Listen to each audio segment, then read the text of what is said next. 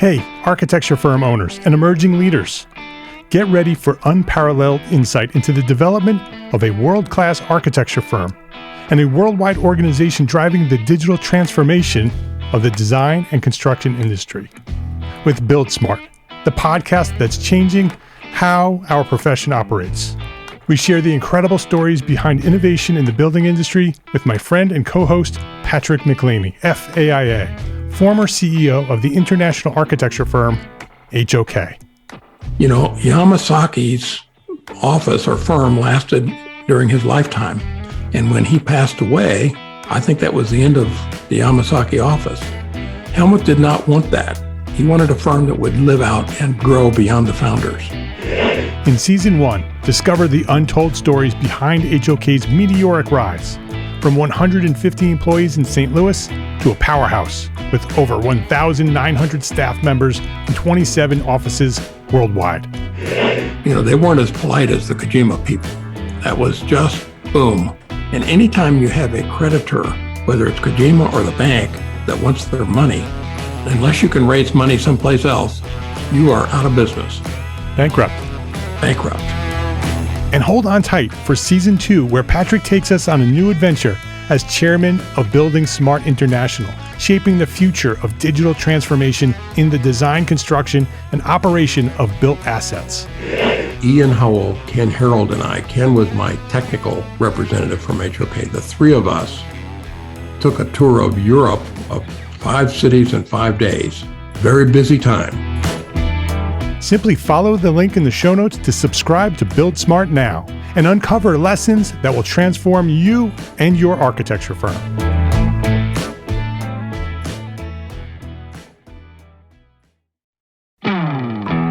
Hey, architecture firm owners and emerging leaders. Get ready for unparalleled insight into the development of a world-class architecture firm and a worldwide organization driving the digital transformation of the design and construction industry. With Build Smart, the podcast that's changing how our profession operates. We share the incredible stories behind innovation in the building industry with my friend and co-host, Patrick McLeamy, FAIA, former CEO of the international architecture firm, HOK. You know, Yamasaki's office or firm lasted during his lifetime. And when he passed away, I think that was the end of the Yamasaki office. Helmut did not want that. He wanted a firm that would live out and grow beyond the founders. In Season 1, discover the untold stories behind HOK's meteoric rise, from 150 employees in St. Louis to a powerhouse with over 1,900 staff members and 27 offices worldwide. You know, they weren't as polite as the Kojima people. That was just boom. And anytime you have a creditor, whether it's Kojima or the bank, that wants their money, unless you can raise money someplace else, you are out of business. Bankrupt. And hold on tight for Season 2, where Patrick takes us on a new adventure as chairman of Building Smart International, shaping the future of digital transformation in the design, construction, and operation of built assets. Ian Howell, Ken Harold, and I, Ken was my technical representative from HOK. The three of us took a tour of Europe of 5 cities in 5 days. Very busy time. Simply follow the link in the show notes to subscribe to Build Smart now and uncover lessons that will transform you and your architecture firm.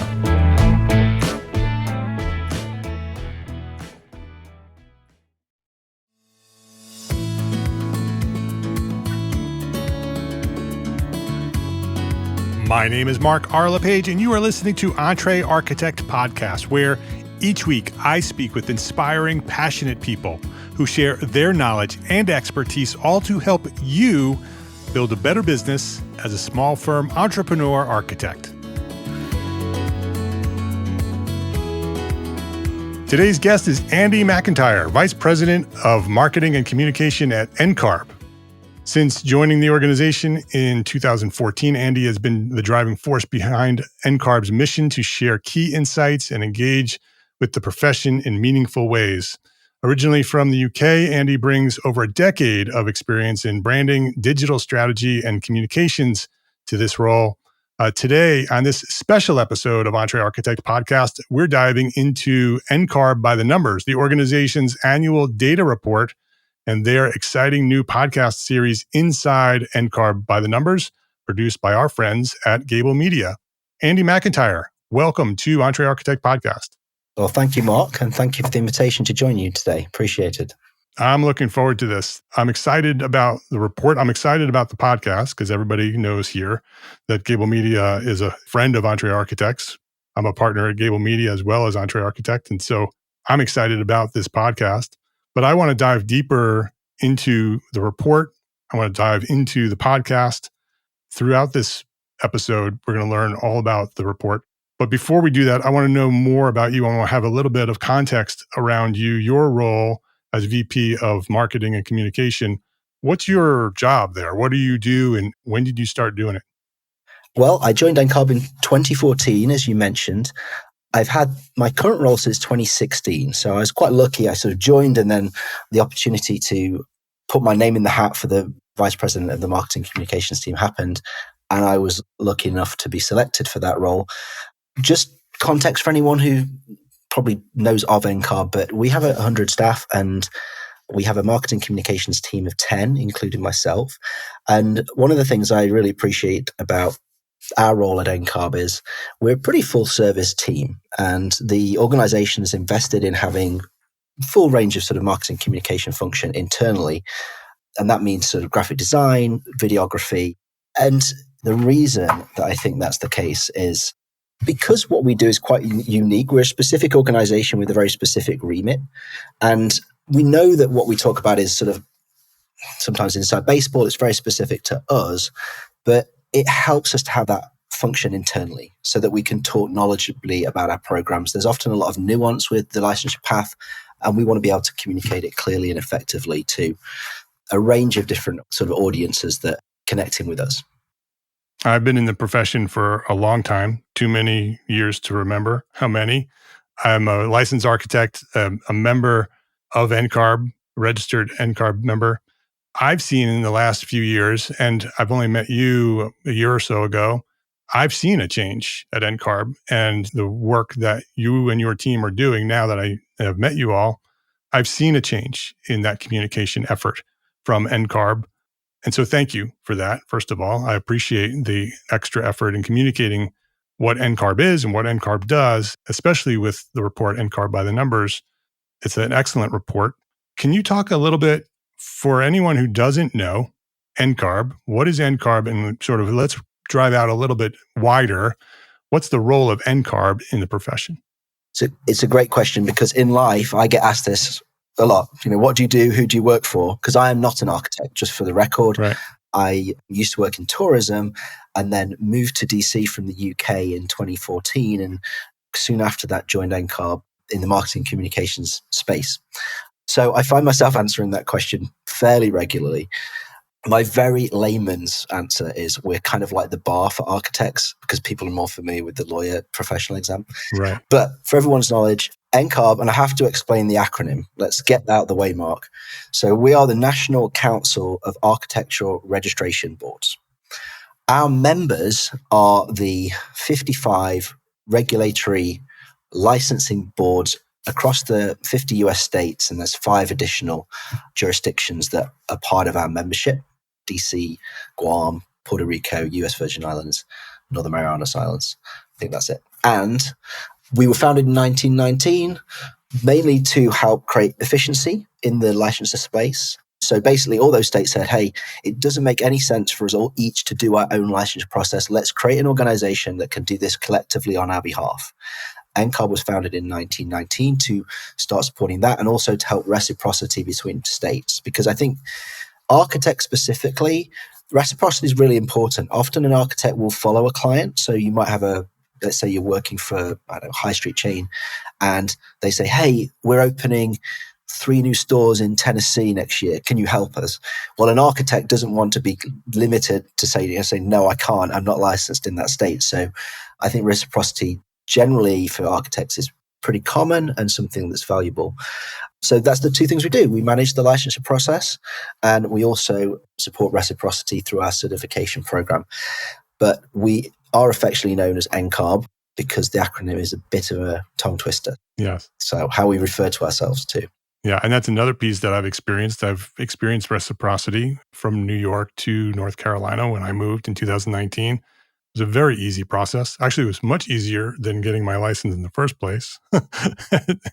And that, from what I understand, has also gotten not easier to get your license, but the process of becoming licensed has become much more efficient and flows much better, easier to understand from the things that I'm learning, the things that I read in NCARB by the numbers.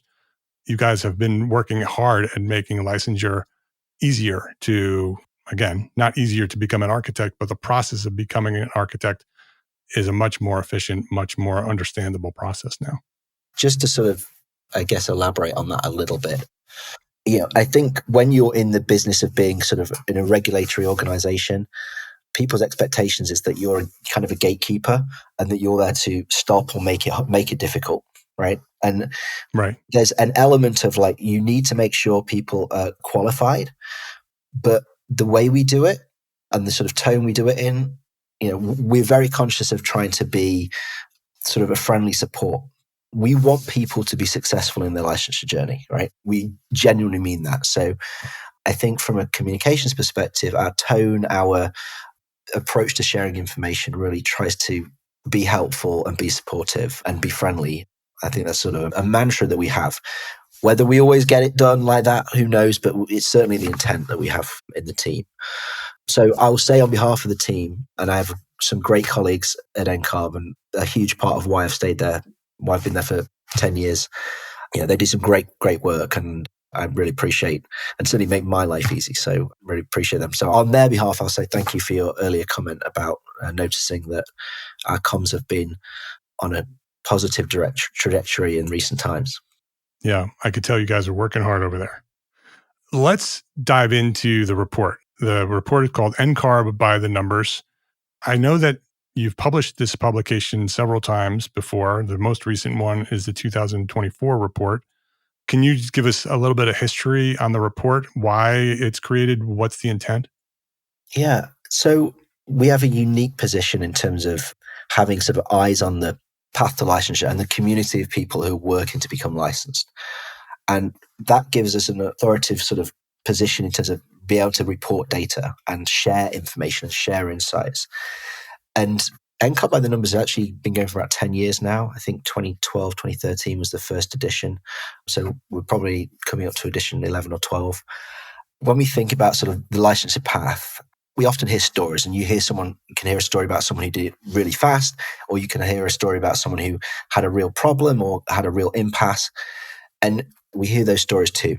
The value of really digging into our data, though, is to really understand in the aggregate what's happening, because we want to not just share information with the profession, we want to inform ourselves as to what's working, what's not, what's the trend lines, because that can help inform us make informed decisions about our programs and how they evolve.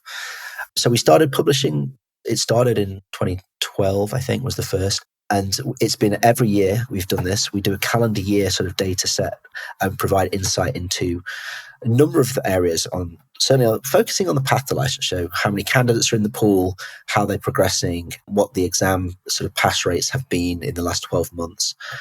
And then some information about the number of architects in the US. I think that's a data point that a lot of people are interested in, is the profession growing? Is it shrinking?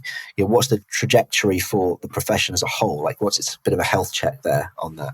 And it evolves every year. We sit down and sort of say, anything else we want to add? Have we got any new areas we want to explore within our data?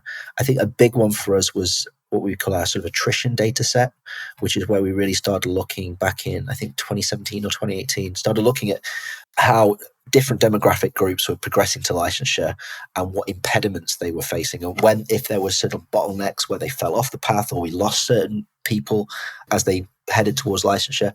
And that was really helpful, I think, in forming some internal conversations for us around our programs. So I think some of the changes that you talked about or referred to really have their origins in some of in NCARB by the numbers and some of the data that we've been able to share. I know you hear a report about data, often you'll think, oh, boring, but it's not. Actually, the report and the podcast But the report's very interesting. So anybody who is interested in architecture as a profession, it is a document you should go look. Whether you're like trying to get your license or you've been licensed for 25 years, the data that's in this report is very interesting to understand how many architects there are, how they're getting licensed. There's lots of information in there for everybody. Are there specific key highlights in this report in 2024? Anything interesting that's trending or that might be new in 2024? In 2024, I think that a lot of our focus was on exam pass rates and seeing an uptick in exam pass rates in the 2023 data set. One of the things we had done back in midway through, I think 2022 or maybe 3, time flies, is we launched a series of practice exams. And that was basically in response to the fact that we had evidence that, almost the first exam, it was almost like an orientation for people. So we said, let's put together a free suite of practice exams to allow people to sort of really have a good simulation of what the exam experience is going to be like before they get into the actual test center. And that can either reassure them, give them confidence, or it might say, hey, I'm not ready for this. I need to do some more study, more prep. And the data we've had on that, the impact of those practice exams really has been probably the most significant sort of, I'd say, change agent in terms of the data set. So if you are a candidate and you're taking the ARE, the Architect Registration Exam, any of those 6 divisions, you should take the practice exam, because the individuals that do take it have an average 15 percentage point better chance of passing the exam than those that don't. Significant. And that's really stark. And I will say, an organization like ours, we track these trends. A lot of them are fairly slow moving. So they move maybe a percentage point here each year. They're not leaping around. They're not super dramatic charts. It's kind of steady progress is what we typically see. So for us to see something we do that has that kind of dramatic impact is exciting for us, that we did that and it had a positive impact for people.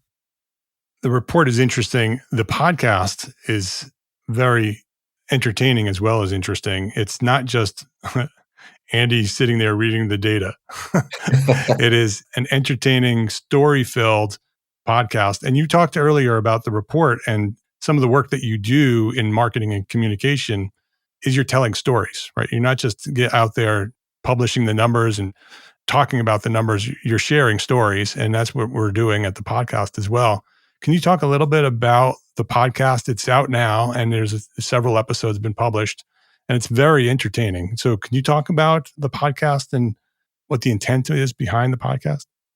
Yeah. So I'm just going to share another data point. That's one that we sort of have a love-hate relationship with, which is the average time to licensure, which is frustratingly always about 13 and a bit years. And it feels like such an awful number. It's like 13 years. Now, we're taking that from the start of college. And the reason we have this love-hate relationship with that number is because we kind of hope that programmatic change and things that we do to make it easier are actually going to compress that. And that over time, we're going to see changes that we make manifest in that number. But equally, a big part of what we're doing from a programmatic perspective is trying to open up pathways, shall we say, to non-traditional candidates. And when I say non-traditional, I mean people who just are very focused on, I went to school, I joined a firm, I did the experience program, a very kind of linear track. And there's a lot of people in the profession who maybe didn't get licensed shortly out of college, but they've been in a firm, they've been working in the profession for a long time. Maybe it's a firm succession planning issue. They didn't need it, but now they're thinking of doing it. And suddenly you'll get someone who says, I've been working in architecture for 20 plus years, but it's time for me to get my license and I want to do that now. So that's great. And we've re-educated ourselves around a data point like that and saying it's not as simple as just forcing it in one direction. And it's that kind of nuance around sort of the different facets and the different experiences and individual experiences that are contributing to a big aggregate data set that we wanted to explore. And anytime you're talking about something that's deeper than a sort of headline, you run into this challenge of, well, how do you convey nuance? How do you share these sort of intricacies or just unpick them a little bit? And traditionally, organizations like ours would do like a white paper or a big report. And don't get me wrong, if you go to NCARB by the numbers, we do a printed version, small. Plenty of white papers. Our membership, yeah. And there's a certain mindset and a certain type of persons or focus that you need to be able to sort of really digest that. Yeah. And I think what we want to do, and this is a general rule of thumb from a communication perspective, is you want to meet people where they are and you want to acknowledge that different people have different preferences when it comes to digesting information. So our interest in doing the podcast was really saying, there's some depth here that we want to unpick. It's not as simple as doing a headline. We want to have a little bit more content around it.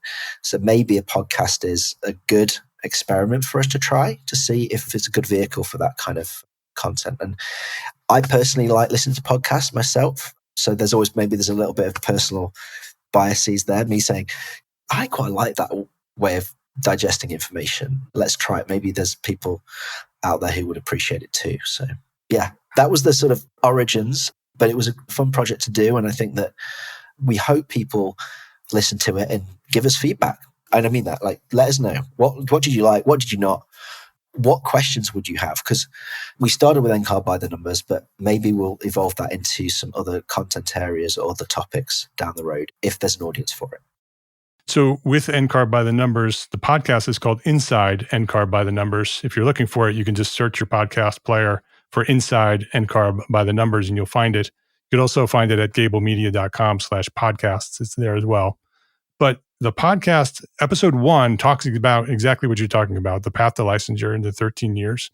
And you talked to 2 different people who, one did it in less than a year, right? The entire licensing exam, went through the entire thing in less than a year. They did the exam in less than a year, I Yes, think. I'm sorry. Yeah, you couldn't possibly do it. They were fast. They weren't that fast, but they were pretty quick. Right. They went through school and did the exam in 1 year. No. Yeah, I think they were licensed at 23.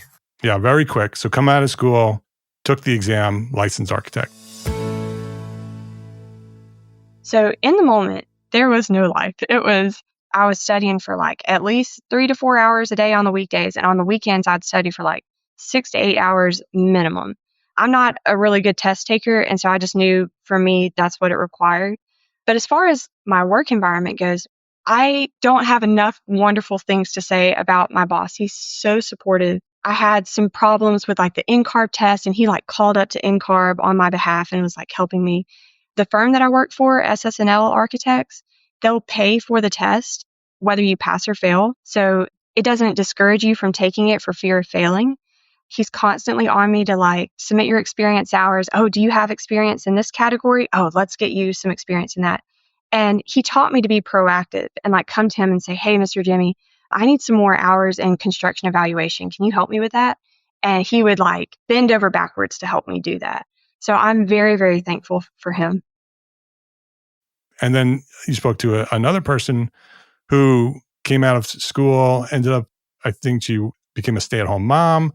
Then she decided to go back to work and did some work, and then realized that the license was going to help her with the work that she's doing, and tells that story. And that it took her, 15, 20 years to get the license. When I got out of architecture school, I was disappointed. Architecture school is dynamic and it's fun. You're designing, you're reading, you're thinking about all the great things you were going to do. But at least for me, I'm sure not for all, but for me, when I got out, it was just grinding. It was just all the practical stuff, the codes and the permitting and drawings. And it was sort of a letdown. All the excitement was sort of blown out of the bubble. And then I was excited about having children and staying home and being a mom and teaching them to read and jump and run. And so you share both sides and both stories. And those stories are really powerful to understand that there are people who are like the one person who did it very quickly, and then other people, and then there's thousands of in-betweens, right? And to be able to tell those stories and to be able to relate to those stories is a really powerful tool and very entertaining because you're telling stories, right? These people are telling stories. You're helping to tell those stories. Yeah, that's something I think that storytelling piece and the humanization is something that we hadn't got to with the report itself. So we've been talking about, it's been a great vehicle for us, but we're always talking about it in the aggregate. And I think that we realized that hides the realities of the individual stories and the individual effort and work that goes into getting a license. So that was sort of our format for the series. That's a 6-part series, and we had 1 or 2 individuals join us and tell their story related to a particular data point or a particular area of the report that we were working in to help us humanize it. And yeah, I mean, I enjoyed talking to those individuals. Actually, I don't think any of them I'd spoken to prior to sort of jumping on that podcast. So it was, podcast aside, it was really nice to hear their experiences and journeys. Yeah, to be able to hear stories like that, it brings the data alive, right? The data is very interesting, right? Like I said before, the report is very interesting to just read and understand how those numbers work and how they impact the profession. But then when you hear real stories of how that data impacted those people, it really does bring it alive. Yeah. I'm just sitting and thinking about sort of some of the other data points or data sets in there. Another topic is that we talk about the aggregate, this question about how many people, how many architects are there, the size of the architect community. And another episode we talked about was dug in a little bit to this retirement conversation. Yes. The fact that the architect population does skew towards the seasoned practitioner. So about a third of current licensees are over 55. I think 13% are over 65. So, what does that mean? I think the profession's been just holding its breath, waiting for this fall off the cliff of the sort of the boomer retirement. It's been talking about it for the last decade, right, and it hasn't really happened. And we're really interested in that aspect too. We see about 13% of licensed architects in 2023 were over the age of 65. So they're past retirement age in the United States, but they're still holding on. And 13% is a pretty big cohort of the architect population. But we have seen a drop in the number of reciprocal licenses. So those people might be holding on to, say, one license wherever they're, maybe their home state, wherever they're living, if they're still practicing a little bit around town or whatever. But they're letting go of maybe some of the additional out-of-state licenses that they might have had back in their heyday of practice. So we've seen that in our data as the number of reciprocal licenses starts to decrease a little bit, but that number of individuals who are licensed. The pipeline from schools seems to have been pretty stable. A little bit of an impact from maybe COVID for a year or two there, but typically seeing 6,500 graduates coming out of our programs. We typically have about 3,700, 4,000 people becoming licensed each year. So that's your sort of pipeline in, but there's this question mark about obviously what's the total population. And in 2023, it was 121,000 architects in the US. And that hasn't really changed a whole lot. It certainly hasn't fallen. So fairly stable. So if there's people out there who think it's all doom and gloom and the profession's collapsing, not in our data, it isn't. I'll say that. I've seen, and through talking on the podcast here with many different people, that there's also a trend of architects becoming licensed, but then not doing traditional architecture, right? Not designing buildings in an architecture studio, but doing other things with that license. Do you track data that follows that information as well? How many people might be doing similar things like that or not practicing traditionally once they're licensed? It's a really interesting question for me, that, because to be an architect is a generalist license. So the conversation about specializations within the profession and how, when they fit in, is an ongoing conversation, I'd say. Yeah. So for example, you could be working in a firm, maybe it's a very big firm, maybe you're quite a specialist, and maybe that early specialization is career helpful, but not necessarily licensure helpful. Because you're still, if you want to become a licensed architect, you need to have this sort of general awareness. And I think it comes back to this quite old school sentiment of, it means you can put up your name on a shop and say, I'm an architect, I can build any building.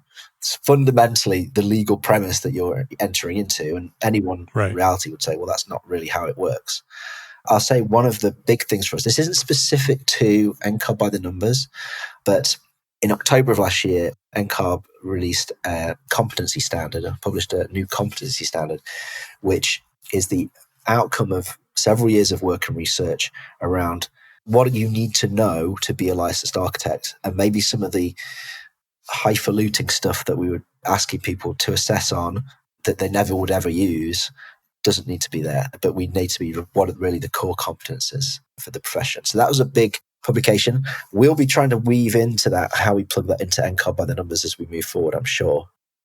Yeah, I think the profession is evolving, right? And we're witnessing a significant shift in architecture. We have technology that is rapidly changing the way we practice, the type of work we do, how we do it. It also gives us, there's many architects who are very fearful of some of that technology, especially AI, that it's going to replace architects and that architecture as a profession is going to go away. I'm not one of those people. I believe that people always want to work with people and AI is a tool. But the changes that we're seeing are rapid.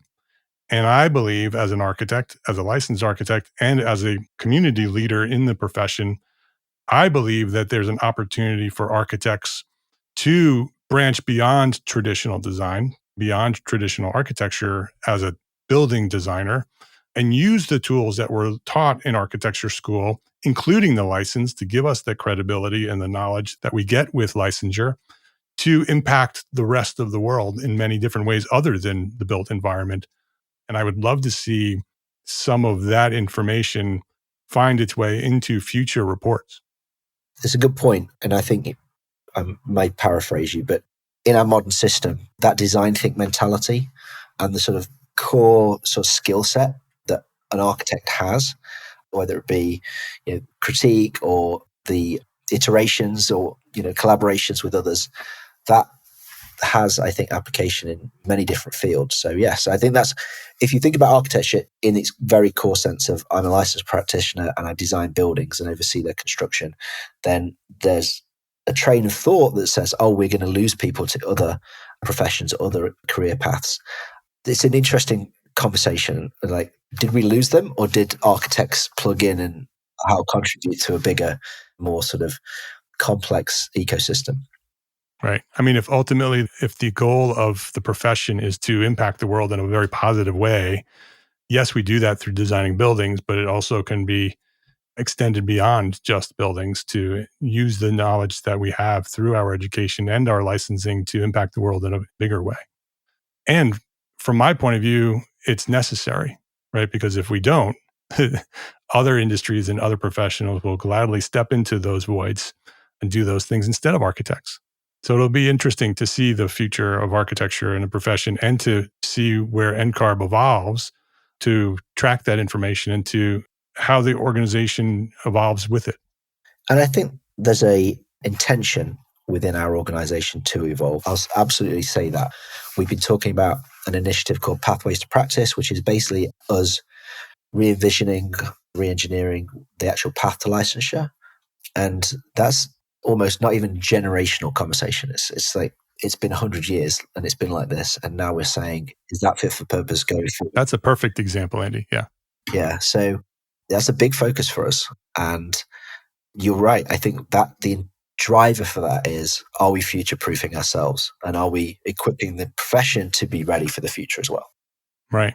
How has NCARB evolved in terms of your role as communicator and marketing VP to reach those demographics that aren't traditionally reached, and the younger generations, the educators, small firms, large firms? How has NCARB and your role evolved, and how will it evolve in the future? I think I would say incrementally is the word that leaps to mind. Sure. I mentioned at the start of our conversation that we have a team of 10 and awesome colleagues who really do great work. And something like, if I think about our social media presence, for example, something that goes from sort of experimental, we're trying this, and then you set into a rhythm where you really start to understand, and then you look at incremental gains and making sure that you understand your rhythms, you understand what resonates with different groups, what works where. So there's been an evolution, I think, in terms of what we do. I don't think it's necessarily been dramatic. I mean, the podcast, for example, is an example of us saying, hey, here's a communications channel that we've not really experimented in. Let's step into that. Let's see if there's an audience.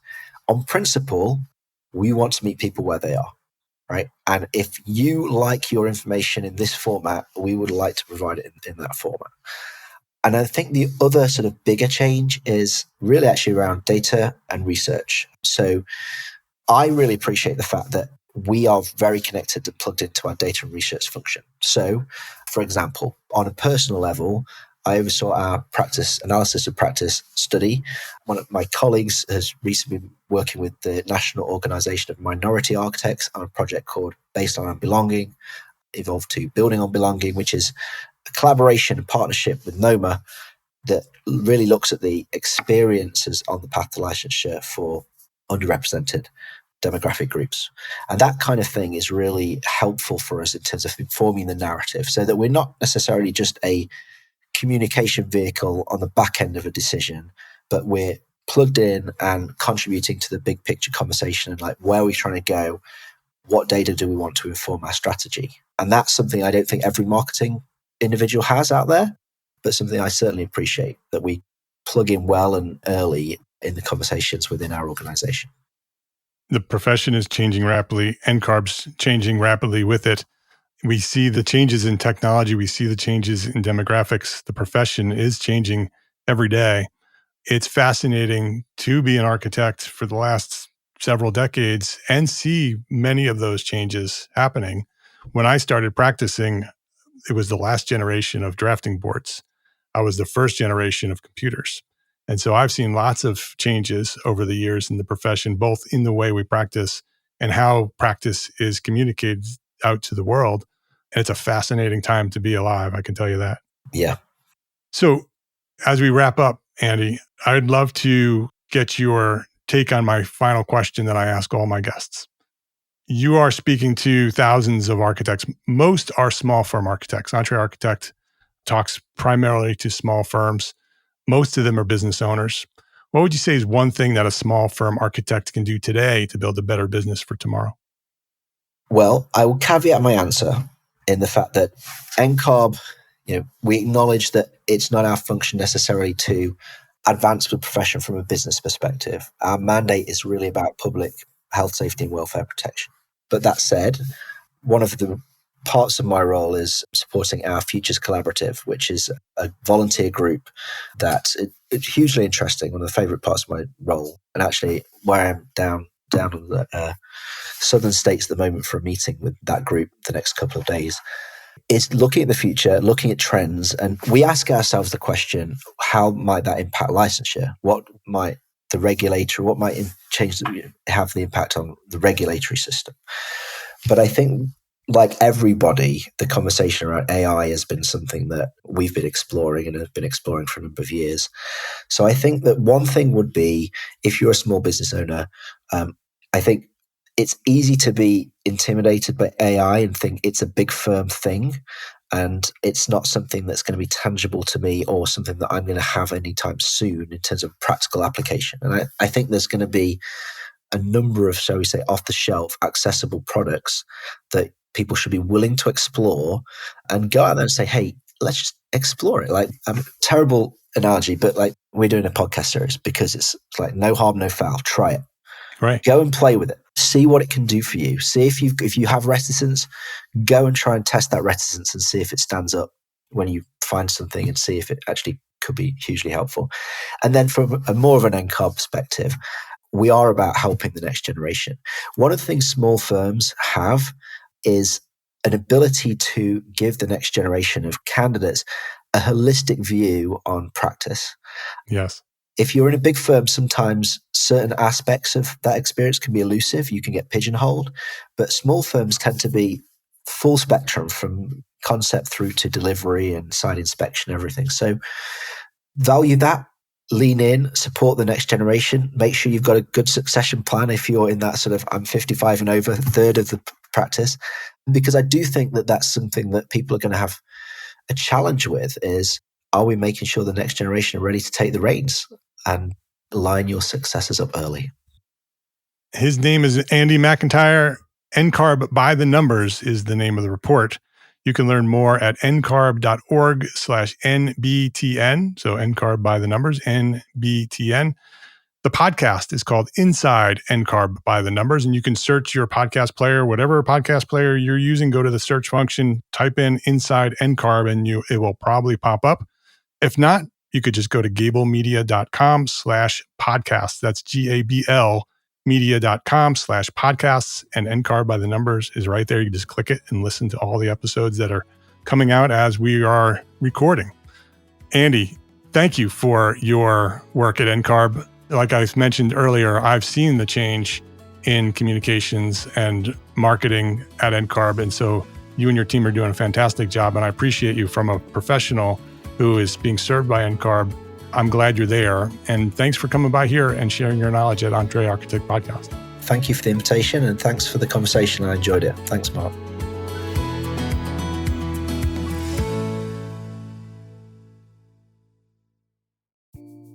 Imagine earning continuing education credits while doing exactly what you're doing right now. Well, you can.